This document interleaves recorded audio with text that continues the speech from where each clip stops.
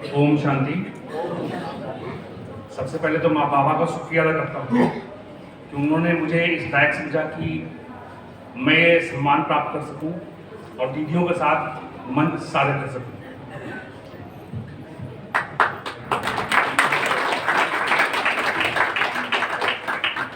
मैं यहाँ पे आए सारे अतिथियों का भी हार्दिक आभार व्यक्त करता हूँ कि वो यहाँ पे आए और इस प्रोग्राम को सफल बनाया।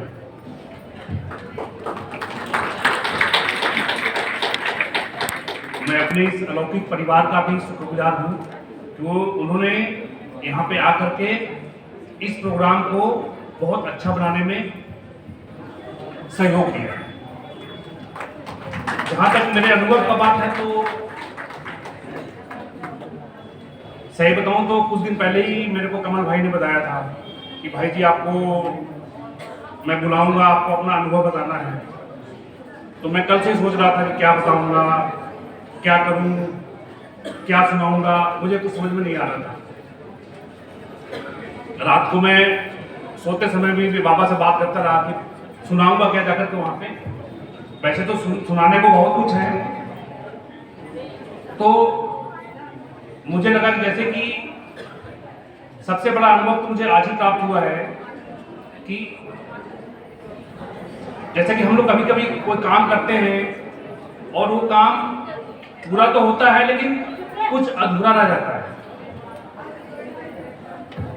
जो माताएं उठ रही हैं कृपया बैठ जाएं और कुर्सी चाहिए तो बाहर कुर्सियों पर भी बैठ सकते हैं। तो काम करते हैं, काम पूरा भी हो जाता है लेकिन थोड़ा अधूरा रह जाता है। लेकिन ऊपर वाले का आशीर्वाद होता है कि उस अधूरे काम का भी आपको इनाम मिल जाता है। मेरे साथ भी आज ऐसा ही हुआ, क्योंकि बाबा हमेशा बोलते हैं कि श्रीमत पे चलो, श्रीमत पे चलो। मैं भी कभी कभी मनमत मिला देता हूँ, लेकिन आज मुझे फिर भी इनाम मिल गया, मुझे ये सम्मान दिया बाबा ने। तो मैं अभी पीछे बैठ के यही सोच रहा था कि ऐसा क्यों हुआ। तो मुझे लगा कि कुछ और जिम्मेदारियां बाबा देना चाहता है। तो बाबा बोलता है कि बेटा अभी तो गलती कर रहा है, फिर भी मैं तेरे को इनाम दे रहा हूं, लेकिन आगे मैं इनाम नहीं दूंगा, तेरे को लेना है। तो ये एक सबसे बड़ा अनुभव मुझे आज ही हुआ है। बाकी सारी अनुभवों की बात करो तो मुरली में हमेशा यही बताया जाता है कि काम, क्रोध, लोभ, मोह, अहंकार आपको त्यागना है। हमने पहले भी सुना था जब हमने पढ़ाई करते थे स्कूल में, कॉलेजेस में, ये हमने सुना हुआ है। लेकिन ये होता क्या है और कैसे दूर करना है, ये पता मुझे यहाँ आके पता चला। मैं वैसे तो 1 साल से ही मतलब चल रहा हूँ ज्ञान में, लेकिन मैंने राजयोग का कोर्स लगभग 5 साल पहले किया था। सेक्टर 4 में सुनीता बहन ने करवाया था। आया, फिर गया, फिर आया। बाबा बोलते हैं ना मुरली में कि माया जहां तुमने मनमत फिक्स किया तो माया हड़प कर जाएगी, तो हड़प करती है। तो ये सच्चाई है कि जब तक आप श्रीमत पे चलते रहोगे माया आपके पास नहीं आएगी। अनुभव ऐसा भी है कि जब भी पहले कोई काम, कुछ भी चैलेंज आता था, कुछ काम होता था, फैक्ट्री में भी कुछ चैलेंज होता था, सोचता था क्या होगा, कैसे करूंगा, फेल हो जाऊंगा तो लोग ताने मारेंगे। यहाँ आने के बाद ये चेंज हुआ है कि अब ये सोचना बंद हो गया। अब तो ये सोचता हूँ कि मैं क्यों सोचूंगा, कराने वाला तो वो है, ठीक है ना। तो वो जो कराएगा वो अच्छा ही कराएगा और वो सारे काम अच्छा ही कराता है। हम सोचते हैं, हम कुछ सोचते हैं, वो सोचते हैं जो लगता है कि हमारे लिए अच्छा है, लेकिन बाबा वो सोचता है जो हमारे लिए सही में अच्छा होता है, ठीक है। तो ये सब अनुभव जो है वो यहाँ आके ही पता चला।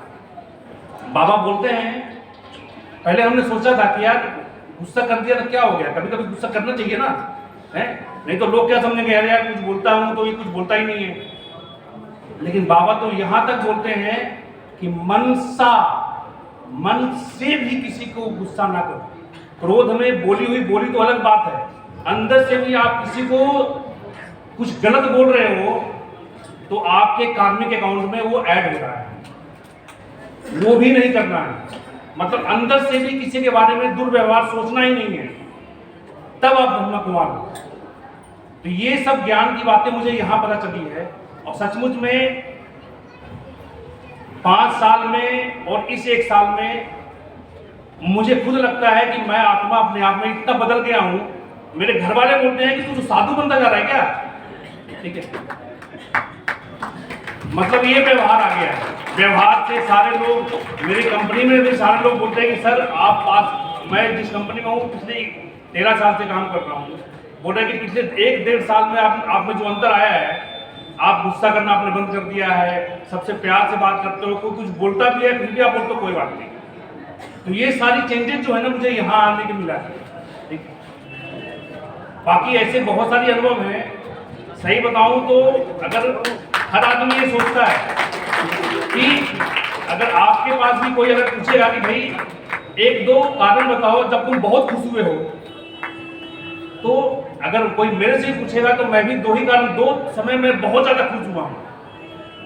कभी कोई चीज मिल जाती है तो खुश, और नहीं मिलती है तो दुख।